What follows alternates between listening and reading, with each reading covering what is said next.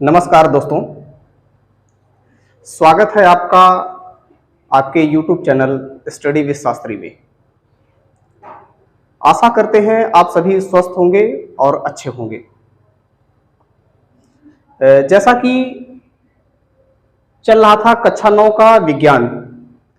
कक्षा 9 के विज्ञान में हम पढ़ रहे थे रसायन विज्ञान, और रसायन विज्ञान का जो पहला जो लेसन है वो है हमारे आसपास के पदार्थ।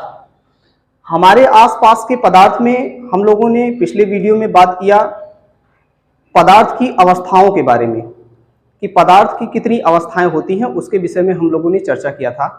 तो पदार्थ की मुख्यतः 3 अवस्था होती है। कौन कौन सी?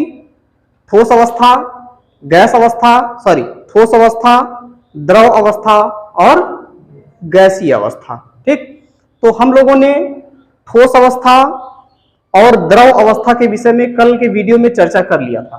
ठीक, आज का जो नया जो टॉपिक है वो है गैसीय अवस्था। एक अवस्था बची हुई थी, ये गैसीय अवस्था। तो इसमें से कुछ लोग बता सकते हैं गैसीय अवस्था किसे कहते हैं? कौन सी पदार्थ की कौन सी अवस्था है जो गैसीय अवस्था कहलाती, बताइए। गैस का ना तो आकार से नहीं आएगा। ठीक, ये तो गुण है।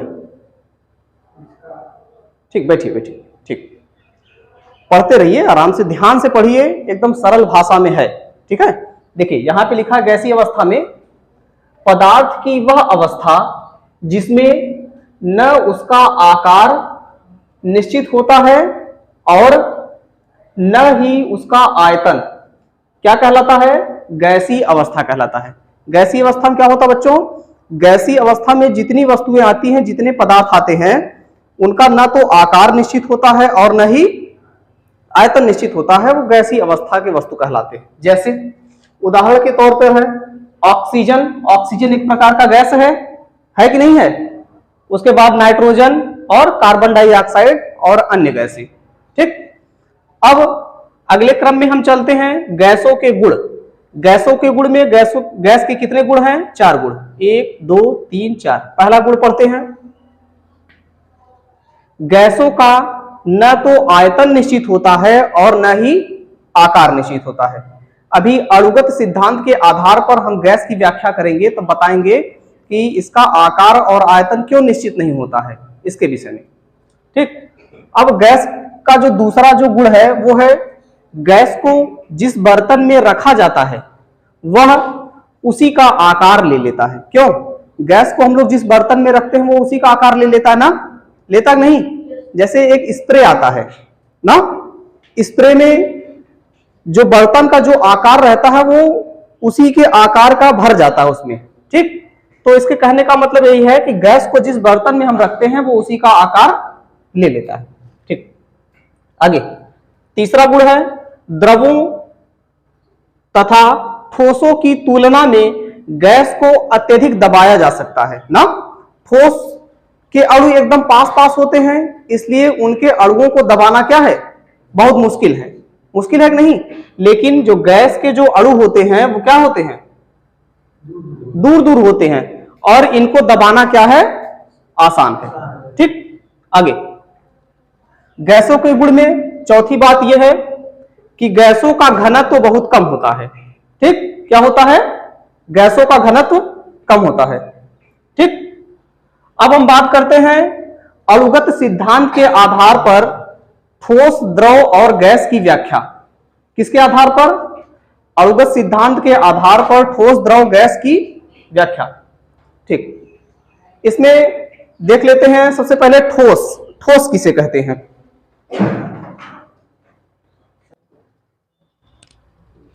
चलिए देखिए, अणुगत सिद्धांत के आधार पर हम ठोस, द्रव, गैस की व्याख्या करेंगे। अणुगत सिद्धांत क्या होता है भाई? सबसे पहले जान लेते हैं कि पदार्थ छोटे छोटे कणों से मिलकर बने होते हैं जिन्हें अणु कहते हैं। तो अणु क्या होते हैं? अणु गति करते हैं। तो वही है अणु के गति के सिद्धांत के आधार पर ठोस की व्याख्या, द्रव की व्याख्या और गैस की व्याख्या। ठीक, तो अणु के आधार पर ही हम करेंगे व्याख्या। सबसे पहले बात करते हैं अणु के आधार पर या अणुगत सिद्धांत के आधार पर ठोस की व्याख्या। इसमें देखते हैं द्रव्य की ठोस अवस्था में, पदार्थ की ठोस अवस्था में अणु जो है अत्यधिक पास पास होते हैं।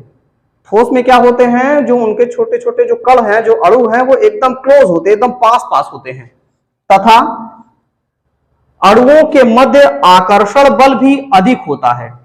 जब उनके अणु पास पास होंगे तो उनके मध्य आकर्षण बल भी अधिक होगा। अतः अणुओं में गति करने की स्वतंत्रता शून्य होती है। जब ठोस के अणु, यहां देखिए यह है ठोस पदार्थ, ठोस पदार्थ के जो अणु हैं वो एकदम पास पास स्थित हैं और एकदम पास पास स्थिर होने के कारण इनमें जो बल लगता है, जो दो अणु आपस में जो बल लगाकर जो बंधे हुए हैं, इसे कहते हैं ससंजक बल। इसमें ससंजक बल अधिक लगता है, इसीलिए इनके ठोस के अणु क्या है, एकदम पास पास होते हैं। ठीक, ये हो गया। और इनके अणु एकदम पास पास होने के कारण, जैसे ये बीच का जो अणु है, ये इन दोनों अणुओं से एकदम चिपका हुआ है, ये स्वतंत्र रूप से गति नहीं कर सकता है, जगह ही नहीं है, गति कहां करेगा। ठीक है, ये हो गया। अब हम बात करते हैं, इसलिए ठोस का आकार और आयतन दोनों निश्चित होता है। इनके अणु एकदम पास पास होते हैं, गति नहीं कर सकते हैं, इसीलिए इसका आकार और आयतन क्या होता है बच्चों, एकदम पास पास होता है, सॉरी एकदम आकार और आयतन निश्चित होता है। ठीक, अब हम बात करते हैं द्रव की।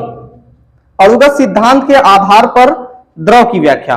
देखिए यहां पे लिखा है, द्रव के अणुओं में ठोस की अपेक्षा गतिज ऊर्जा अधिक होती है।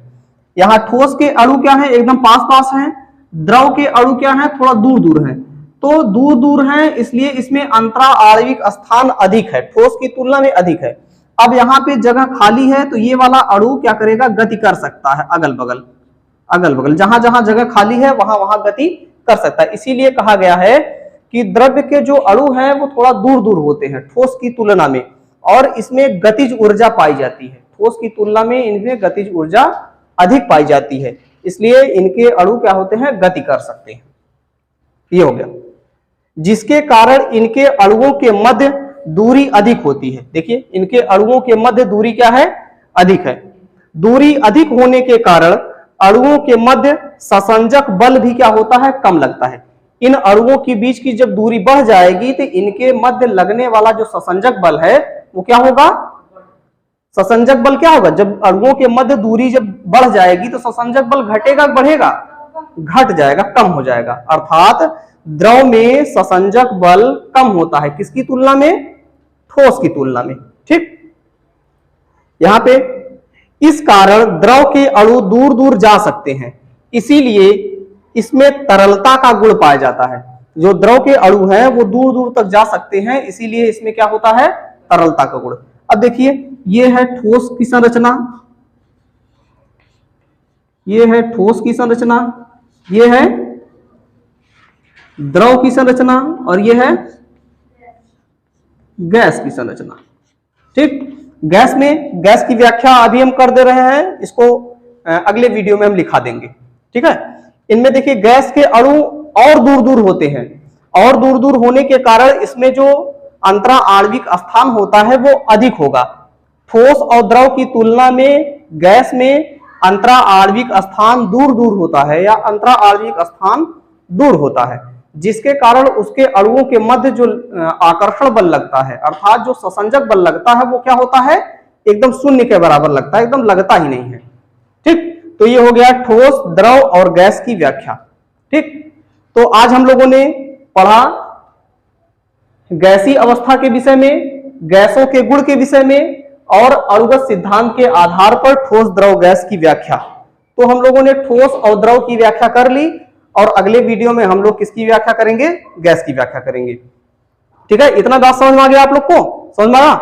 अब बताइए गैसीय अवस्था किसे कहते हैं, कोई लोग बताएं, बताओ भाई। पदार्थ का ना तो आयतन ना ही आकार और गैस का कहलाता है। हाँ ठीक, बैठिए। ठीक, तो आज के लिए इतना ही, धन्यवाद।